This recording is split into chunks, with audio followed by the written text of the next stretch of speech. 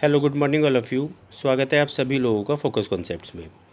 देखो टीजीटी में आज जो मैं आपको पेपर सॉल्व कराऊंगा ये पेपर है कंप्यूटर साइंस और 1 अगस्त 2021 की ये शिफ्ट है। टाइमिंग इसकी 12:30 से 2:30 थी, मतलब आफ्टरनून। कंप्लीट पीडीएफ है, हमेशा की तरह आपको लिंक दिया जा रहा है डिस्क्रिप्शन बॉक्स में। बाकी देखो हम जो सॉल्व करेंगे वो मैथ्स का सेक्शन रहेगा। टोटल 20 क्वेश्चन रहने वाले हैं, बड़े ध्यान से आपको समझनी है। यहाँ से देखो मैथ स्टार्ट हो रहा है। पहला क्वेश्चन आपको नज़र आ रहा है, ये क्वेश्चन है देखो सिंप्लीफिकेशन का। बाकी इसमें एक फार्मूले का भी यूज़ हो रहा है, वो फार्मूला मैं पहले ही लिख देता हूँ। ये फार्मूला है देखो a³ + b³ + 3ab और इनटू में a + b। और पहले भी मतलब हमने जो पेपर सॉल्व किए वहाँ भी इसका यूज़ हुआ है, तो थोड़ा सा आप इसको मतलब कंसीडर करो, इम्पॉर्टेंट है। अब देखो ये फार्मूला आपको मैं यहाँ पर आइडेंटिफाई कराता हूँ। जैसे कि आपको नज़र आ रहा है भाई 15 × 15 × 15, तो यानी ये बता रहा है a³ को। a की वैल्यू आपको मिल रही है 15। अब जो b³ है ना देखो, वो यहाँ पर उन्होंने कैलकुलेट करके लिखा हुआ है। 64 आपको नज़र आ रहा है, ये असल में 4 का क्यूब होता है, तो b की वैल्यू यानी 4 है। अब आगे देखो ये 3 आपको नज़र आ रहा है, यही वाला 3। ए बी की जगह आपको 60 नज़र आ रहा है। आप मल्टीप्लाई करके भी देख लो, 15 × 4 60 ही होता है। उसी तरीके से ये जो ब्रैकेट में a + b है, तो इन्होंने देखो जोड़ के लिखा है, आप भी देख पा रहे हो, 15 और 4 19। अब फार्मूला आपने पहचान लिया, तो आपको बस पता होना चाहिए ये फार्मूला होता किसका है। तो ये फार्मूला होता है भाई a + b का होल क्यूब। और a और b देखो आपके सामने है, 19 बना रहे हैं, 19 का क्यूब। बाकी देखो 20 तक या 25 तक आपको क्यूब्स याद होने चाहिए, और अगर आपको याद है तो आंसर भी आपको नज़र आ रहे हैं। इसके बाद देखो क्वेश्चन नंबर 2 है। यहाँ पर आपको एक छोटा सा एक्सप्रेशन दे रखा है कि 42a + 42b बराबर 672 के है। तो आप कर क्या सकते हो, देखो 42 को ना कॉमन ले लो, तो आप ब्रैकेट में लिखोगे इस तरीके से a + b और इक्वल्स टू 672। बाकी 42 जो है ना देखो, इसको कंप्लीट ज़रूर कटेगा। एक बारी में आप देख पा रहे हो 42 बचा 25 और 2, तो 6 बारी में a + b की वैल्यू आपको 16 मिल रही है। एवरेज हमसे पूछा है a और b का, और एवरेज आप समझते हो, अगर आप दो टर्म्स का एवरेज निकाल रहे हो तो आपको दोनों का सम चाहिए, योग, वो तो 16 है, और डिवाइड आप करोगे नंबर ऑफ़ टर्म्स से जो कि 2 है, तो इन दोनों का जो एवरेज रहेगा वो रहेगा 8। इसके बाद देखो क्वेश्चन नंबर 3 आपको नज़र आ रहा है, तो ये मेंसुरेशन से है। बाकी इंग्लिश में ये क्वेश्चन है। देखो लैंग्वेज का भी मतलब बहुत इशू रहता है बच्चों को, तो भाई देखो मेरी कोशिश रहती है कि अगर कोई हिंदी में पीडीएफ है मैं उसको इंग्लिश में भी बता सकूं, और अगर कोई इंग्लिश में है तो मैं उसको हिंदी में भी ट्रांसलेट कर सकूं। तो मतलब ये इशू बिल्कुल साइड कर दो आप। जैसे क्वेश्चन इंग्लिश में है तो इंग्लिश वाले बच्चे पढ़ते चले, हिंदी में मैं इसको ट्रांसलेट कर देता हूँ। इसने बोला ये देखो कि एक आयत का जो परिमाप है वो 110 सेंटीमीटर है, और इसकी लंबाई और चौड़ाई के बीच का अंतर 5 सेंटीमीटर है। इस आयत का क्षेत्रफल बराबर है एक समबाहु त्रिभुज के, मतलब समबाहु त्रिभुज के क्षेत्रफल के, और उसी समबाहु त्रिभुज की आपको प्रत्येक भुजा बतानी है। तो हिंदी में देखो आपने समझ लिया। अब जैसे कि परिमाप, पेरीमीटर 110 दे रखा है, और आप समझते हो कि आयत का जो होता है ना परिमाप, वो 2 इंटू में l + b होता है। तो ये आपको गिवन है 110। यहाँ से आप क्या कर सकते हो, l + b की वैल्यू आप समझ पा रहे हो 55 मिल रही है आपको, तो इस बात को हटा देते हैं, दोबारा से लिखते हैं कि l + b बराबर 55 होगा। आगे इसने बोला है कि भाई लंबाई और चौड़ाई के बीच का अंतर 5 है। आप मान लो लंबाई माइनस चौड़ाई 5 है। अब देखो ऐसी इक्वेशन हमने कितनी बारी सॉल्व करी है। अगर आप निकालना चाहते हो यहाँ पर पहले वेरिएबल की वैल्यू यानी कि l की, तो बस आपको दोनों को जोड़ के आधा करना है। 55 और 5 60, 60 का आधा 30 हुआ। मतलब ये रिज़ल्ट हो जाता है एक तरीके से, आप डिटेल भी कर सकते हो। अगर आपको चौड़ाई निकालनी है, आप दोनों का अंतर करके आधा कर दो। 55 में से 5 गया 50, और 50 का आधा 25। अब आयत का देखो सबको पता होता है भाई, जो क्षेत्रफल होता है वो लंबाई गुना चौड़ाई होता है, लेंथ इंटू में ब्रेड्थ। तो आप बोलोगे 30 इंटू 25, ऐसे मतलब ऐसे इसका एरिया बन रहा होगा। और ये जो एरिया बराबर है देखो, ये एक समबाहु त्रिभुज के एरिया के बराबर है, इक्विलेटरल, जिसकी तीनों साइड बराबर होती है। और आपको देखो मैंने पहले भी समझा रखा है, √3/4 A², ये होता है इसका क्षेत्रफल। और बस अभी आपको ना ए की वैल्यू निकालनी है, तो समझते हैं इसको। देखो आप कर क्या सकते हो, ये जो आपको नीचे नज़र आ रहा है 4, तो आप इस 4 को हटाओ और यहाँ ले आओ। उसी तरीके से इस √3 को आप हटाओ यहाँ से और यहाँ लेकर आओ। बाकी यहाँ से A² भी हटा लेते हैं और यहाँ एक ले लेते हैं √। अब देखो 4 × 25 भाई 100 होता है, 100 का √ सबको पता है 10 होता है, 10 लिख देते हैं × में। अब देखो ऊपर आपको नज़र आ रहा है 30, असल में 30 को लिखने का तरीका होता है 10 × 3, और 3 को लिखने का तरीका होता है √3 × में √3। तो नीचे भी देखो एक √3 है, तो ये √3 एक √3 काट देगा और ऊपर आप समझ रहे हो 10 √3 बचेगा, यहाँ लिख रखा है देखो मैंने। अब 10 √3 को देखो आप लिख सकते हो √ में 300, क्योंकि अगर 10 बाहर है ना तो इसका मतलब रूट के अंदर ये जोड़े में होगा, 10 × 10 100 होगा और 100 × 3 300 होता है। अब इसको देखो आप लिखना चाहो, खैर ऐसे लिखा रहने तो √300।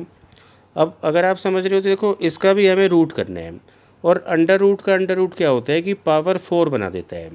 तो चाहे तो आप इसको ऐसे लिख लो, वरना आप इसको ऐसे लिख लो कि 300 की पावर 1/4। तो यहाँ पर a की वैल्यू ना देखो इतनी हो जाएगी। उम्मीद है ये बात आपको समझ आई होगी। चलते हैं अगले क्वेश्चन पर। क्वेश्चन नंबर 4 देखो बिल्कुल आसान सा क्वेश्चन है। आपको बता रखा है जो p है वो = 9a है। तो यहाँ से आप कर क्या सकते हो, P/A निकाल सकते हो, वैल्यूज़ पलट जाती है।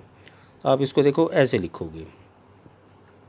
उसी तरीके से अगर मैं आपसे पूछूं कि बताओ Q और A का रेशियो क्या होगा, तो बस आपको वैल्यूज़ पलट देनी है। आप बोलोगे 7:1। अब इन दोनों में देखो जो कॉमन टर्म है ना वो A है, और सबसे अच्छी बात यह है कि वो दोनों जगह पर सेम भी है। तो इसका मतलब है कि ये दोनों मतलब जो रेशियोज़ है ये बैलेंस्ड है, कोई कंबाइन करने की ज़रूरत नहीं है। अब आगे क्या कहता है कि जो P है वो कितना प्रतिशत अधिक है Q से। आपको देखो नज़र आ रहा है ये 9 है और इस 7 से ना ये 2 अधिक है, तो आप 2 का प्रतिशत निकालोगे और किसकी तुलना में, तो साफ साफ बताया Q से। Q को आप नीचे रखोगे, परसेंट के लिए 100। अब बाकी देखो इसको आप कैलकुलेट कर लेना, वरना जिस बच्चे को पता है कि 1/7 को हम 14.28 बोलते हैं, मतलब 100 के साथ, तो ये 2/7 है, बस आप इसी का डबल कर लो तो आंसर होगा 28.56। इसके बाद देखो क्वेश्चन नंबर 5 है। कहता है कि एक वस्तु के क्रय मूल्य और विक्रय मूल्य का अनुपात 11:16 है। यदि क्रय मूल्य को 20% से और विक्रय मूल्य को भी 20% से हम बढ़ा दें, तो जो नया प्रॉफिट होगा ना, वो जो नया लाभ होगा वो कितना प्रतिशत होगा। क्वेश्चन आपको समझ में आ गया।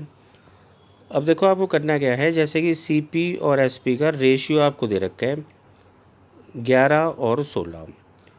मैं यहाँ क्या करूँगा, एक एक ज़ीरो और बढ़ा दूँगा, क्योंकि मुझे पता है मुझे परसेंट निकालना है 20%, इसलिए एक एक ज़ीरो बढ़ानी पड़ेगी ताकि डेसिमल में मतलब कैलकुलेशन ना करनी पड़े। अब देखो 20% निकालना बहुत आसान होता है। अगर मैं आपसे पूछूँ 110 का 10% बताओ, तो 10% का मतलब होता है 10 से डिवाइड करना। आप बोलोगे 11, और 20% का मतलब 11 का डबल।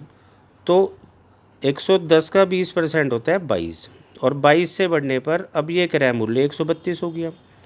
उसी तरीके से देखो यहाँ पर सेलिंग प्राइस को भी आपको 20 से बढ़ाना है। इसका 10% 16 होगा, तो 20% 32 होगा, आप इसको 32 से बढ़ा दो, तो आप बोलोगे ये बन गया 192। और देखो अब आपके सामने 132 वाला सामान 192 में जा रहा है, तो आप बोलोगे जो प्रॉफिट है वो 60 का हो रहा है, और ये 60 का जो प्रॉफिट आपको हो रहा है ये हो रहा है CP पर होता है 132 पर, और परसेंट के लिए 100। बाकी इसको देखो आप कैलकुलेट कर लेना, जैसे कि आपको ये नज़र आ रहा होगा 12 से नंबर ना 5 बारी घटा, और 12 से घटेगा 11 बारी, तो आप इसको कैलकुलेट कर लेना, बहुत आसानी से आपको मिल जाएगा 45.45। इसके बाद देखो क्वेश्चन नंबर 6 है। कहता है कि जो सिंपल इंटरेस्ट साधारण ब्याज हमें मिला है 4 वर्षों में, वो 1280 रुपये है किसी मूलधन पर। तो हमें उसी मूलधन पर उसी ब्याज की दर से 10 वर्षों का साधारण ब्याज बताना है। तो मतलब बिल्कुल आसान सा क्वेश्चन है। अब क्योंकि 1280 भाई 4 साल का साधारण ब्याज है, आप 4 से डिवाइड कर लो, 1 साल का आपको मिल गया 320 रुपये, और चाहिए आपको 10 साल का है। तो हर साल साधारण ब्याज बराबर होता है 10 साल का साधारण ब्याज होगा 3200 इसका आंसर है। क्वेश्चन नंबर 7 देखो, बहुत आसान क्वेश्चन है, मतलब रिपीटेड क्वेश्चन है, किरण की बुक में भी आपको ये क्वेश्चन मिलता है। यहाँ पर बोला है कि x रेशियो y, आप इसको ऐसे लिख सकते हो, इक्वल्स टू है y रेशियो z। अब जब आप क्रॉस मल्टीप्लाई करोगे तो देखो यहाँ से आपको ना वाई स्क्वायर की वैल्यू मिल रही है एक्स जेड, और बड़े ध्यान से देखो आपको यहाँ पर वैल्यू रखनी है वाई की पावर 4। तो आप करो क्या, दोनों तरफ स्क्वायर कर दो, वाई स्क्वायर का जो स्क्वायर होगा वो पावर 4 बना देगा, और इधर बनेगा एक्स स्क्वायर जेड स्क्वायर। तो अभी देखो आप एक्स की पावर 4 को एज इट इज़ लिखा रहने दो, लेकिन ये जो वाई की पावर 4 है आप इसको लिखो एक्स स्क्वायर जेड स्क्वायर। तो यहाँ से देखो ये दोनों एक्स कट जाएंगे और यहाँ 2 रह जाएंगे, तो आंसर आपको मिलेगा x square ratio Z square. Question number 8 था, देखो टाइम एंड डिस्टेंस है, फटाफट से इसका हिंदी ट्रांसलेशन समझते हैं पहले। कहता है कि एक बस 30 किलोमीटर की दूरी को 36 मिनट में कवर कर सकती है, तय कर सकती है। यदि इसकी चाल को 10 किलोमीटर प्रति घंटा हम कम कर देते हैं तो उसी दूरी को तय करने में बस को कितना समय लगेगा।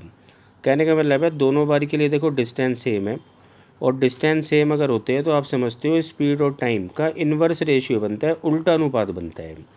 अब यहाँ से देखो आप स्पीड निकाल सकते हो कि 30 किलोमीटर जो बस ने चला था 36 मिनट में, 36 मिनट में आप समझ रहे हो 36/60 घंटे होते हैं, और यही 60 पलट कर ऊपर चले जाएगा। जब आप इसको कैलकुलेट करोगे देखो 6 से 10 बारी कटेगा, 6 से 6 बारी, और 6 से नंबर 5 बारी। तो इसका मतलब है पहले इस बस की स्पीड 50 थी, लेकिन 10 से हमने इसको कम कर दिया तो 40 होगी। और रेशियो अगर मैं आपसे पूछूं तो स्पीड का रेशियो आपके सामने है 5:4। टाइम का रेशियो अगर मैं आपसे पूछता हूँ तो 4 और 5 होगा, कि अगर पहले 4 यूनिट टाइम लगा था तो अभी 5 यूनिट लगेगा। पहले जो टाइम लगा था आपके सामने 36 मिनट, 4 की वैल्यू देखो 36 मिनट है, आप समझ रहे हो 1 की वैल्यू 9 होगी, और 5 की वैल्यू 9 गुना 5, यानी कि अब इस बस को ना 45 मिनट लगेंगे। बाकी इसको कैलकुलेट करने के और भी तरीके हैं, आप डिस्टेंस बना के भी कर सकते हो, आसान क्वेश्चन है। क्वेश्चन नंबर 9 आ जाता है भाई अब DI से। देखो समझते हैं, यहाँ पर एक चार्ट हमें दिखा रखा है, तो देखो ये सिंबल आपको नज़र आ रहे होंगे, ये मार्क्ड प्राइस को बता रहा है यानी अंकित मूल्य, और ये वाला सिंबल बता रहा है सेलिंग प्राइस को। सेलिंग प्राइस का मतलब विक्रय मूल्य है। कहता है जो डिस्काउंट है वो ऐसे निकलता है, अंकित मूल्य माइनस विक्रय मूल्य, आप समझते हो इस बात को। और डिस्काउंट परसेंट भी जो इसने बता रखा है वो आपको पता है कि मार्क्ड प्राइस में से, मतलब अंकित मूल्य में से विक्रय मूल्य घटाना है और नीचे विक्रय मूल्य रखना है, प्रतिशत के लिए 100। अब समझते हैं, देखो इसने क्या बता रखा है हमें। तो इधर बताया है कि भाई 6 वस्तुएं हैं ABCDEF, और क्वेश्चन क्या है देखो J1 और J2, इन दोनों का हमें डिफरेंस निकालना है। अब J1 कैसे निकलेगा, तो कहता है J1 जो है C और D वस्तु पर मिले जो डिस्काउंट है, जो छूट है, उनका योग है। अच्छा, डिस्काउंट कैसे निकालना है, इन दोनों को घटा के। तो चलते हैं सीधा C पर। देखो C में आपको नज़र आ रहा है 450 अंकित मूल्य, 425 विक्रय मूल्य है, तो इन दोनों का अंतर ही छूट है, डिस्काउंट है 25। उसी तरीके से D में भी देखो आपको नज़र आ रहा है 362 माइनस 318, आप बोलोगे 44। तो इन दोनों को जोड़ने से J1 बन रहा है, आप जब इन दोनों को जोड़ोगे तो 69 बन रहा है, और अभी हमें इसमें से घटाना है देखो J2 को। J2 कैसे बनेगा, तो कहता है D और E पे जो छूट मिली है, जो डिस्काउंट मिला है, उसका अंतर है। अब D पे तो देखो अभी भी आपको नज़र आ रहा है 44, बस E पे कैलकुलेट कर लेते हैं। यहाँ देखो दोनों का डिफरेंस डिस्काउंट जो है वो 15 है। अब आपको क्या करना है, इन दोनों का अंतर करना है, तो आप इनको घटाओगे ना तो आपको 29 मिल जाएगा, और J1 माइनस J2 आप देख पा रहे हो, सवाल का जो आंसर है वो रहेगा 40। तो मतलब बहुत आसान सा क्वेश्चन था। इसके बाद देखो क्वेश्चन नंबर 10 आपको नज़र आ रहा है, कहता है कि difference between two numbers is 75% of their sum. दो संख्याओं का अंतर उनके योग का 75% है। आप मान लो यहाँ पर जो 2 नंबर है वो ए और बी है, तो ये अंतर बराबर है इन्हीं के योग के 75% के। 75% को आप 75/100 लिख सकते हो, जिसको छोटा करके 3/4 भी लिख सकते हो। अब अगले स्टेप में देखो आप क्या करो, a माइनस बी के नीचे ले आओ a प्लस बी, और बराबर आप लिख दो इसको 3 और 4 के। अब देखो ऐसी इक्वेशंस मैंने आपको ऊपर भी समझाई थी। अगर जो निकालना है a को, तो दोनों को जोड़ के आधा, आप बोलोगे 3 और 4 7, और 7 का आधा 7/2। अगर मैं आपसे पूछूं b की वैल्यू बताओ, तो आप बोलोगे दोनों का अंतर बटे 2। तो 4 में से 3 गया 1, और आधा करोगे तो बटे 2। बाकी रेशियो में हमें काम करना है, 2 से 2 भी आप काट दो तो आंसर आप कहोगे दोनों नंबर्स का रेशियो 7:1 है। इसके बाद देखो क्वेश्चन नंबर 11। यहाँ पर आपको 2 कथन दे रखे हैं, स्टेटमेंट दे रखी है, और हमें बताना है इनमें से कौन सी स्टेटमेंट ठीक है। पहली स्टेटमेंट मैं हिंदी में पढ़ रहा हूँ, इंग्लिश वाले बच्चे देखते चलना। कहता है कि एक नाव 84 किलोमीटर धारा के अनुकूल और 42 किलोमीटर धारा के प्रतिकूल चलती है। जो नाव की चाल है वो 6 किलोमीटर प्रति घंटा है, और जो पानी की चाल है वो 2 किलोमीटर प्रति घंटा है। तो टोटल टाइम इसको 20 घंटे लगा है। चेक करते हैं। अब जब इसको अनुकूल यानी डाउन स्ट्रीम में चलना है, तो ये b प्लस डब्लू की स्पीड से चलेगी, और b प्लस डब्लू आपको देखो नज़र आ रहा है 8। उसी तरीके से 42 किलोमीटर अप स्ट्रीम यानी प्रतिकूल में चलवाना है, तो b माइनस डब्लू, 6 में से 2 गया 4। अब देखो डिस्टेंस बाय स्पीड मैंने लिखा है, दोनों जगह से टाइम मिलेगा, और दोनों जगह से टाइम का योग 20 घंटे आना चाहिए। कैलकुलेट करके देखते हैं। अब देखो जब 8 से इसको काटोगे ना, तो 10 बारी में तो इसने 80 बना दिया, और 0.5। अच्छा देखो ये भी कुछ और नहीं है, ये भी 84/8 ही है। आप डबल करके देखोगे 84/80 बन रहे हैं, तो ये भी 10.5 ही बनेगा। और 10.5 10.5 21 घंटे बनाते हैं, ना कि 20। तो पहली स्टेटमेंट तो होगी भाई गलत। अब दूसरी स्टेटमेंट चेक करते हैं, हिंदी में मैं इसको ट्रांसलेट करता हूँ। कहता है कि एक प्लेटफॉर्म की लंबाई 1200 मीटर है, और ट्रेन की लंबाई 600 मीटर है, और ट्रेन इसे 30 सेकंड में पार करती है, तो ट्रेन की गति 54 किलोमीटर प्रति घंटा होनी चाहिए। चेक करते हैं। देखो प्लेटफॉर्म को अगर कोई रेलगाड़ी पार करती है, तो दोनों की लंबाई जितना चलना होता है 1200 और 600 1800, और 30 सेकंड में चला है, मतलब टाइम मैंने नीचे लिख दिया, तो ये स्पीड बन गई। अब ये मीटर पर सेकंड में होगी, किलोमीटर पर आवर में बनाने के लिए 18/5 करना होगा। अब जब इसको आप कैलकुलेट करोगे, देखो ये बना 60 और 5 से घटा 12, तो 18 गुना 12 जो भी बनेगा, लेकिन 54 से तो बहुत ज़्यादा बनेगा, इसीलिए दूसरे स्टेटमेंट भी गलत है। तो इसलिए आंसर है नाइदर 1 नॉर 2। क्वेश्चन नंबर 12 देखो, बिल्कुल आसान सा क्वेश्चन है।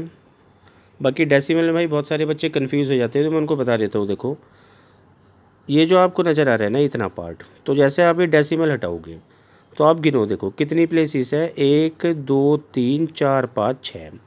अब देखो 6 डिजिट का अगर आप अंडर रूट करते हो, तो आपको अंडर रूट ना 3 डिजिट में मिलता है, और असल में डेसिमल हटाने के बाद ऊपर 0.00049 का मतलब सिर्फ 49 से है, जिसका अंडर रूट 7 होता है, और नीचे आप समझ रहे हो 6 जीरो जा चुकी है, जिसका अंडर रूट 3 जीरो होगा। तो आप ऐसे लिख लो। अब देखो वापस आपको लिखना आता ही है, आप लिखोगे इसको 0.007, और इसमें देखो आपको इतना ऐड करना है, यानी 0.02, यहाँ 0 लगा लो, तो ये बना 0.027।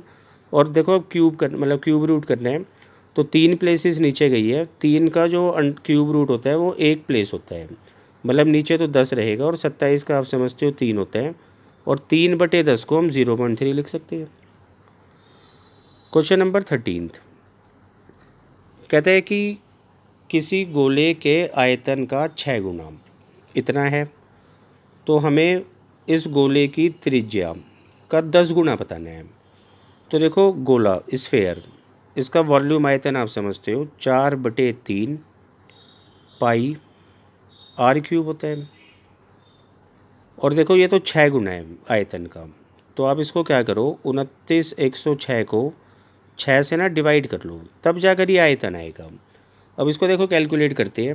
छः से ये नंबर ज़रूर कटेगा, और छः से ये कट रहा है 4 बारी में 24, बचा 5 और 1 यानी 8 बारी में 48, और 5 और 1।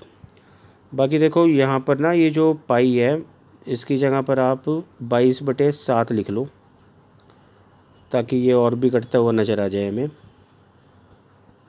हटा देते हैं इसको, और इसकी जगह पर ना 22/7 लिख लेते हैं।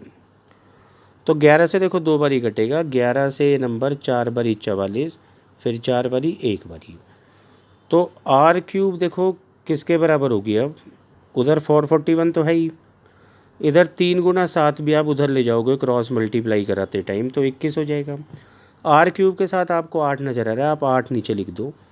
तो जब यहाँ से आप ये हटाओगे पावर 3 तो यहाँ क्यूब रूट हो जाएगा। अब देखो ऊपर आपको नज़र आ रहा है 441 में 2 21 होते हैं, तो टोटल 3 21 है, जिसका क्यूब रूट 21 होगा। 8 का आप समझते हो 2 होगा। तो देखो ये तो है रेडियस, लेकिन हमें इसका करना है 10 गुना। तो 2 से नंबर 5 बारी कटा, और 21 × 5 होता है 105। इसके बाद देखो क्वेश्चन नंबर 14 बिल्कुल आसान सा क्वेश्चन है। ए और बी की वैल्यू आपको दे रखी है, सिंपली आप यहाँ रखो। जैसे कि बी की वैल्यू 3 है, तो 3 का स्क्वायर आप समझ रहे हो 9 हो गया। ए की वैल्यू देखो 2 है, 2 का स्क्वायर 4, और 4 × 2 8 हो गया। उसी तरीके से बी स्क्वायर देखो आपने यहाँ से कैलकुलेट किया था 9 - 8, तो यहाँ से 17 बना, यहाँ से 1, तो आंसर इस क्वेश्चन का रहेगा 17:1। क्वेश्चन नंबर 15 देखो फिर से एक आसान क्वेश्चन है। आपको ए और बी की वैल्यू रेशियो में दे रखी है, और रेशियो ही पूछा है, डिवाइड का मतलब भी रेशियो ही होता है। तो a - b देखो आपको 2 नज़र आ रहा है, और a + b आपको 20 नज़र आ रहा है, जिसको आप लिख सकते हो 1/10। तो बहुत आसान क्वेश्चन है। इसके बाद देखो question number 16 time and work का क्वेश्चन है। बड़े ध्यान से आपको समझना है, सही अप्रोच इस क्वेश्चन की क्या होगी। हिंदी में समझते हैं। देखो कहता है कि 10 आदमी प्रतिदिन 4 घंटे कार्य करते हुए किसी काम को 15 दिनों में कर सकते हैं, और अगले 5 दिनों के बाद 4 आदमियों ने काम छोड़ दिया, और शेष कार्य को अब कितने दिन में पूरा किया जा सकता है। तो सबसे पहले देखो आपको टोटल वर्क बनाना है, और ये जो डेज और आवर्स आपको नज़र आ रहे हैं ना, तो आप बस एक छोटी सी बात का आंसर देना कि 15 × 4 जो होता है वो तो 60 होता है, लेकिन 15 दिन को आप 4 घंटे से मल्टीप्लाई कर रहे हो, तो यूनिट का भी ध्यान रखना है, ये असल में 60 घंटे बनते हैं। तो क्षमता यहाँ पर ना देखो 1 घंटे के हिसाब से हम चलाएंगे कि 10 आदमी यहाँ पर है, और वो 60 घंटे में काम कर सकते हैं। एक आदमी का 1 घंटे का काम मैं 1 मान रहा हूँ, तो 10 आदमियों का 1 घंटे का काम 10 हुआ, और 60 घंटे का टोटल काम हो गया 600। तो टोटल काम आप 600 लेके चलोगे। अब देखो ये 10 आदमी जो थे ना, ये 5 दिन तक थे, मतलब इन 10 आदमियों ने प्रतिदिन 4 घंटे काम भी किया है, और ऐसे ही ये 5 दिन तक थे।